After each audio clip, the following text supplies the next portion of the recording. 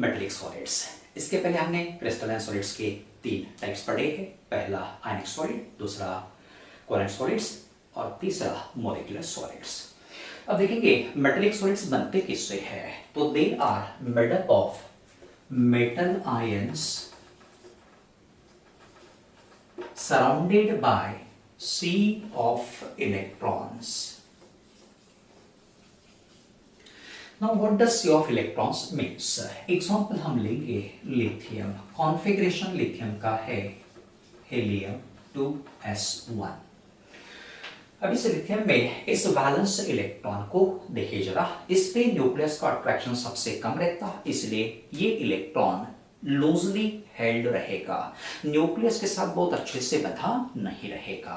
अब क्या होता है, ये मेटल्स जो है उनकी डेंसिटी काफी ज्यादा, डेंसिटी ज्यादा होने के कारण क्या होगा, मेटल्स में atoms are closely packed.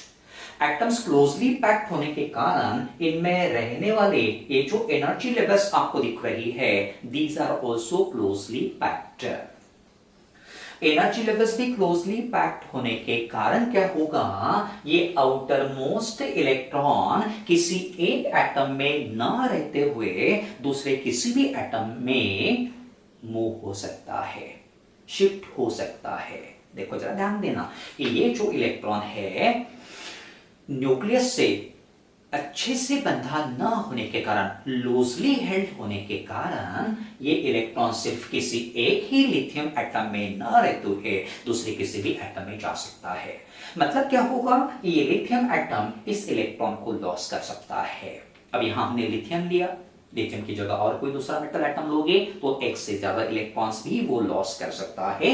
Electron loss करने के कारण इस एटम का रूपांतर मेटल आयन में होगा, जिसको हम कर्नल कहते हैं। कर्नल, ये सभी कर्नल रहेंगे क्योंकि सभी ने इलेक्ट्रॉन्स लॉस किए हैं। अब इलेक्ट्रॉन्स कहां जाएंगे, तो समझो ये पहला लिथियम एटम है, इसने अपना इलेक्ट्रॉन दे दिया, तो ये सभी लिथियम एटम्स का एनर्जी लेवल क्लोजली पैक्ड होने के कारण इस लिथियम एटम का इलेक्ट्रॉन दूसरे किसी लिथियम में जा सकता है, यहां से नेक्स्ट लिथियम में, यहां से यहां कहीं भी जा सकता है। इस प्रकार से ये इलेक्ट्रॉन्स पूरे क्रिस्टल स्ट्रक्चर पे मूव हो सकते हैं।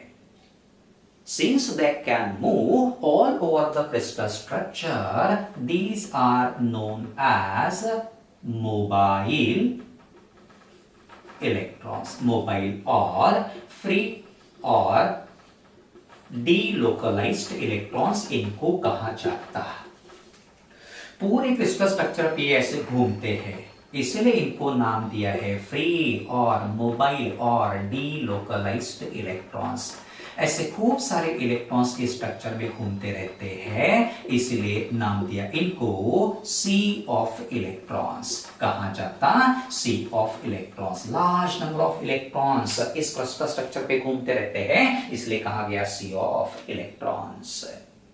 Now see, this kernel or metal ion carries what type of charge? Positive charge. Electron पे कौन सा चार्ज? Negative charge. दोनों में क्या होगा? अट्रैक्शन, जिसे हम कहते हैं इलेक्ट्रोस्टैटिक फोर्स ऑफ अट्रैक्शन। अब ये जो मेटलिक कर्नल रहेगा या मेटल आयन रहेगा, लार्ज नंबर ऑफ इलेक्ट्रॉन्स के साथ जुड़ा होता है with the help of electrostatic force of attraction, जिससे ही कहना metallic bond। Therefore, electrostatic force of attraction between the metal ion and surrounding electrons is known as metallic bond।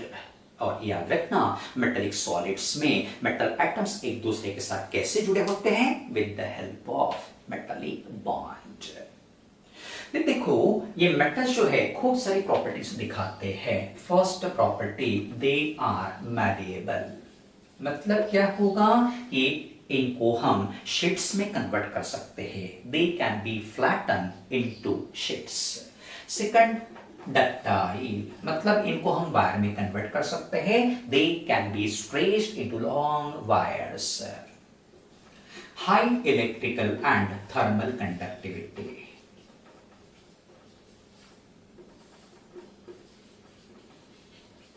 Due to presence of free or mobile electron.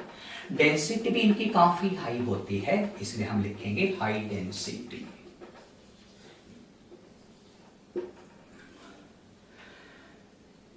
Then lustre, चमकते हैं ये, इसलिए हम lustrous कहेंगे। Sixth property, they have high melting and boiling points.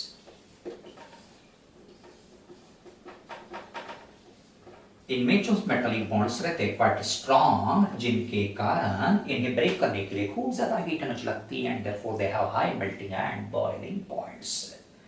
लेकिन याद रखना कि यहाँ पे जो मेटालिक बॉन्ड रहेंगे not as strong as covalent bonds, जिसके कारण इन मेटल्स को जब हम हैमर करेंगे, जब हम स्ट्रेच करेंगे, उस समय एक लेयर के ऊपर से दूसरा लेयर स्लाइड होते जाता है, therefore they get converted into the sheets और get stretch into the wire. Examples कौन से रहेंगे?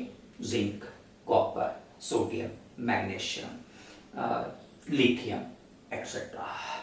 Thank you.